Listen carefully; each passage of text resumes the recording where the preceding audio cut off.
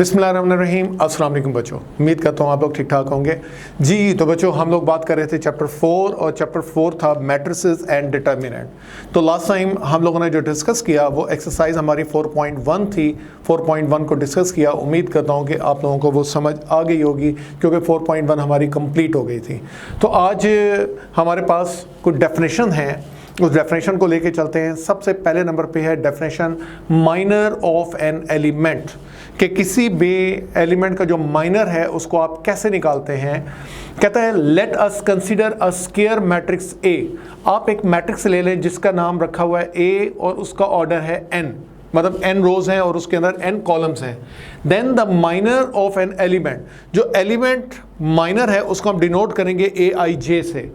और जो minor of an element ए आई जे है, जो minor of an element, element कौन सा है ए आई जे, इसका जो माइनर है उसको आप किससे डिनोट करते हैं, कैपिटल एम आई जे से डिनोट करते हैं। Is the determinant formed by deleting ith row and jth column. बेटा यहाँ पे जो मेंशन होगा आई और जे की जगह जो वैल्यू मेंशन होगी आपने वो रो और वो कॉलम छोड़ देना है। उसको छोड़ के बाकी जो बच जाएगा उसको आप मेंशन कर देंगे तो वो क्या कैलकुलेट हो जाएगा, माइनर कैलकुलेट हो जाएगा। फॉर एग्जांपल आपको एक मैट्रिक्स दिया हुआ है ऑर्डर 3 का A11 12 13 21 22 23 31 32 33। अगर आपको मैं ये कहूँ कि आपने M12 निकालना है, M12 निकालना है, देखिए दो चीज़ों वो पूछ सकता है। वो आपको ये भी कह सकता है कि आप M12 निकालें, या वो आपको ये भी कह सकता है कि माइनर ऑफ A12 निकालें। देखिए M12 या माइनर ऑफ A12 का मतलब क्या है। M12 का मतलब ये है कि पहली रो और दूसरा कॉलम छोड़ दें, जो बच गया है उसको आप यहाँ लिख लें। देखें M12 का मतलब पहली रो छोड़ दी और दूसरा कॉलम छोड़ दिया। तो A21 A23 A31 A33, ये देखें लिखा हुआ A21 A23 A31 A33, इसका जो डिटर्मिनेंट है ये क्या कहलाता है, ये M12 कहलाता है। अगर वो आपसे कहे कि A12 का माइनर निकालें, जस्ट एक एलिमेंट दे दे और एलिमेंट का माइनर निकालें, तो A12 आप देखेंगे कहाँ है। ये देखें A12 से मुराद पहली रो दूसरा कॉलम एलिमेंट जो पहली रो और दूसरे कॉलम में पड़ा हुआ है वो ये वाला A12। देखो ना, ये A12 ये पड़ा है, तो इस वाला कॉलम और ये वाली रो छोड़ दें तो बाकी क्या बचेगा, A21 A23 A31 A33, यही चीज़ आएगी। तो ये क्या कहलाता है, ये एलिमेंट का माइनर कहलाता है। अगली आपकी डेफिनेशन है next, cofactor of an element.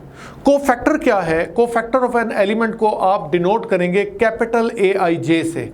किससे डिनोट करेंगे, कैपिटल ए आई जे से डिनोट करेंगे। और कैपिटल ए आई जे किसके बराबर होता है, -1 की पावर आई प्लस जे। जो यहाँ मेंशन होगा उसी को आप -1 की पावर में ऐड करेंगे और साथ आप लिखेंगे एम आई जे। एम आई जे क्या है, ये बेटा माइनर है।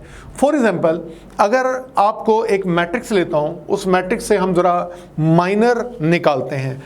आपको माइनर भी निकालना बताता हूँ, आपको कोफैक्टर भी। आपके पास एक मैट्रिक्स है जिसका नाम है A 1 2 3 4 5 6 7 8 और ये 9। अगर आपको कहे कि M23 निकालें, M23 का मतलब ये है बेटा जी, दूसरी रो तीसरा कॉलम छोड़ दें। देखें बेटा, ये दूसरी रो और तीसरा कॉलम मैंने छोड़ दिया, ये दूसरी रो छोड़ दी, तीसरा कॉलम छोड़ दिया, 1 2 7 8 बचा। ये क्या है, ये M23 आपने कैलकुलेट कर लिया।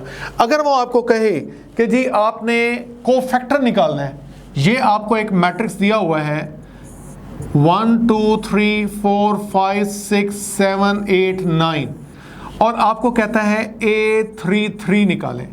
A33 का मतलब ये है कि माइनस, अकॉर्डिंग टू डेफिनेशन -1 लिखेंगे, 33 को पावर में सम करके लिखेंगे और डिटर्मिनेंट लेंगे किसका, 33 का मतलब ये है तीसरी रो तीसरा कॉलम छोड़ दें। बेटा जी ये तीसरी रो छोड़ दी, तीसरा कॉलम छोड़ दिया, बाकी बच गया 1 2 4 5। इससे सिंप्लीफाई कर लें तो ये आपके पास क्या बन जाता है, कोफैक्टर बन जाता है। तो देखें ये वही लिखा हुआ है कि अगर आपको a12 कैलकुलेट करना है तो a12 का मतलब है -1 की पावर 1 + 2 m12, -1 की पावर 1 + 2 -1 की पावर 3 होता है। m12 का क्या मतलब है, m12 का मतलब ये है कि इस मैट्रिक्स में पहली रो दूसरा कॉलम छोड़ दें, जो बच गया है उसको उसने अंदर लिखा हुआ है। तो ये क्या है, ये कोफैक्टर ऑफ एन एलिमेंट है। चलें, आपको एक मैट्रिक्स दिया हुआ है, हमें कहता है आपने इस मैट्रिक्स का डिटर्मिनेंट खोलना है। आपको डिटर्मिनेंट खोलना सिखा रहा हूं। बेटा डिटर्मिनेंट कैसे खोलते हैं, आपकी मर्जी है, आप इस डिटर्मिनेंट को रो वाइज खोल दें या आपकी मर्जी है डिटर्मिनेंट को आप कॉलम वाइज खोलें। एक चीज ध्यान में रखिएगा, अगर रो वाइज खोलेंगे तो स्टार्ट हमने ये लेना है, प्लस लिखेंगे, माइनस प्लस एलिमेंट्स के साथ। अगर कॉलम वाइज खोल रहे हैं तो पहले एलिमेंट के साथ प्लस, फिर माइनस और फिर प्लस। अब डिटर्मिनेंट हम खोलने लगे हैं। डिटर्मिनेंट को हम डिनोट करेंगे ए के गिर्द बार लगा लें वर्टिकल्स, और इसी तरह 1 -2 3 -2 3 1 4 -3 2, इसके गिर्द भी वर्टिकल बार्स लगा दें। अब डिटर्मिनेंट को खोलते हैं, कैसे खोलेंगे, मैं इसको एक्सपेंड कर रहा हूं फ्रॉम कॉलम 1 को रखें बाहर, ये एक मिनट, 1 को हमने ये बाहर रखा,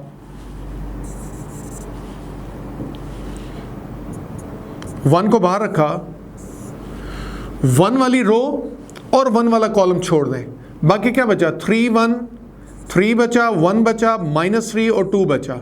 फिर मैंने क्या कहा था, माइनस लगाते हैं, -2 को बाहर रखें, -2 को बाहर रखें, -2 वाली रो और ये कॉलम खत्म, तो बाकी क्या बचा, -2 3 -3 एंड 2 बचा। फिर प्लस लगाते हैं, इस 4 को रखें बाहर, ये रो और कॉलम खत्म, क्या बच गया, -2 3 3 और 1 बच गया। मजीद इसको ओपन करें, 3 2 6, -3 × 1 -3 +3 हो जाएगा, माइनस माइनस +2 आ गया, -4 +9 हो गया, ये मल्टीप्लाई हो गया ना, +4 इंटू ये मल्टीप्लाई करें, -2 -9, 6 + 3 9, -4 +9 5 5 2 10, -2 -9 -11 -44। इनको बेटा ऐड कर लें तो आपका क्या आ जाएगा, डिटर्मिनेंट कैलकुलेट हो जाएगा। तो उम्मीद है कि आपको ये डिटर्मिनेंट खोलना आ गया होगा। तो नेक्स्ट हमारे पास है प्रॉपर्टीज ऑफ डिटर्मिनेंट। डिटर्मिनेंट की प्रॉपर्टीज है। सबसे पहली प्रॉपर्टी क्या है, पहली प्रॉपर्टी ये है कि interchange of rose and column does not change the value of determinant. कि किसी भी डिटर्मिनेंट के अंदर अगर आप रोज और कॉलम्स को इंटरचेंज कर देते हैं तो वो डिटर्मिनेंट की वैल्यू को चेंज नहीं करता, मतलब उसकी सेहत पे कोई फर्क नहीं पड़ता। देखें फॉर एग्जांपल आपके पास एक मैट्रिक्स है ए और इसका ट्रांसपोज ले लें, ट्रांसपोज लेंगे तो क्या होगा, पहली रो पहला कॉलम बन जाएगी, दूसरी रो दूसरा कॉलम बन जाएगी, इंटरचेंज हो गए। अब आप ए का डिटरमिनेंट खोलें और ए ट्रांसपोज का डिटरमिनेंट खोलें तो इन दोनों के आंसर में कोई फर्क नहीं है। तो देखें बेटा, पहले मैंने ए का डिटरमिनेंट खोला, बार लग गई, कैसे खोलेंगे, ये इससे मल्टीप्लाई होगा माइनस ये इससे मल्टीप्लाई होगा। अब आप ए ट्रांसपोज का डिटरमिनेंट ओपन करें, ये ए ट्रांसपोज का डिटरमिनेंट है, ये ए के ऊपर छोटा सा ट्रांसपोज लगाएं, तो ये हमने ए ट्रांसपोज का डिटरमिनेंट खोला इसका, तो क्या आएगा, ये इससे मल्टीप्लाई हुआ a11 a22 माइनस ये इससे मल्टीप्लाई हुआ। तो अगर आप देखें तो इन दोनों के आंसर में कोई फर्क नहीं है। तो पहली प्रॉपर्टी आपकी यही तो थी कि रोज को अगर आप इंटरचेंज कर देते हैं कॉलम्स में तो ओरिजिनल जो मैट्रिक्स था उसका डिटरमिनेंट और ट्रांसपोज देने के बाद का जो डिटरमिनेंट है उन दोनों के आंसर में फर्क नहीं पड़ता। फिर आ जाए प्रॉपर्टी नंबर 2, कहता है इंटरचेंज ऑफ एनी 2 रोज और any 2 columns change the sign of the determinant. अगर किसी डिटरमिनेंट के अंदर अगर आप 2 रोज या 2 कॉलम को इंटरचेंज करते हैं तो डिटरमिनेंट का साइन चेंज हो जाता है। अगर वो डिटरमिनेंट प्लस में है तो माइनस आ जाएगा, अगर माइनस में है तो प्लस हो जाएगा। देखें मैंने एक मैट्रिक्स लिया ए, उसका मैं डिटरमिनेंट ले रहा हूं, तो डिटरमिनेंट क्या होगा, AD माइनस BC। अब आप एक काम करें, आप फर्स्ट और सेकेंड रो को इंटरचेंज कर लें, इन दोनों को इंटरचेंज कर लें, सेकंड रो को फर्स्ट में ले जाए, फर्स्ट को सेकंड में ले आए। अब आप जरा डिटरमिनेंट खोलें, डिटरमिनेंट खोलते हैं तो BC माइनस AD, माइनस ले लें कॉमन, तो ये AD माइनस BC बन जाएगा। तो क्या आ जाएगा, नेगेटिव साइन आ जाएगा साथ डिटरमिनेंट के। तो क्या बात हुई, interchange of any two rows and any two columns change the sign of the determinant, कि जैसे ही आप दो रोज या दो कॉलम को इंटरचेंज करते हैं तो डिटरमिनेंट का साइन जो है वो क्या हो जाता है, चेंज हो जाता है। आपकी तीसरी प्रॉपर्टी है, if all the entries of any rows और any columns are zero then the value of determinant is zero. अगर किसी भी डिटरमिनेंट की तमाम के तमाम एंट्रीज जीरो हो जाएं तो वो पूरा का पूरा डिटरमिनेंट क्या हो जाएगा, जीरो के बराबर हो जाएगा। ये देखें, एक डिटरमिनेंट लें 0 0 0 ABC DEF, इसको एक्सपेंड करें बाय फर्स्ट रो से, फर्स्ट रो से एक्सपेंड करते हैं तो आप देखेंगे कि ये सारा का सारा डिटरमिनेंट क्या हो जाएगा, जीरो हो जाएगा। आप इस जीरो को बाहर रखें, ये रो और कॉलम खत्म, BCEF माइनस इस जीरो को बाहर रखें, ये कॉलम रो खत्म, ACDF प्लस इस जीरो को बाहर रखें, ये कॉलम रो खत्म, ABDE। बच्चों ये जीरो इसको खत्म कर देगा, ये जीरो इससे मल्टीप्लाई कर इसको खत्म कर देगा, ये जीरो इसको खत्म कर देगा, तो रिजल्ट आपका किसके बराबर आ गया, जीरो के बराबर आ गया। तो ये आपके पास क्या थी, डिटरमिनेंट की प्रॉपर्टीज थी। तो बेटा ये जो प्रॉपर्टी है इसको आप साथ साथ याद करेंगे। ये अभी 3 प्रॉपर्टीज हैं, इंशाल्लाह नेक्स्ट लेक्चर के अंदर बाकी जो प्रॉपर्टीज है उसको हम साथ साथ डिस्कस करेंगे। उम्मीद है कि बेटा आपको आज का लेक्चर समझ आ गया होगा। किसी किस्म का कोई भी इशू हो आप बेटा मैसेज कर सकते हैं, डिस्कस कर सकते हैं। अल्लाह पाक आप लोगों को अपने हिफ्ज़-ओ-अमान में रखे। अल्लाह हाफ़िज़।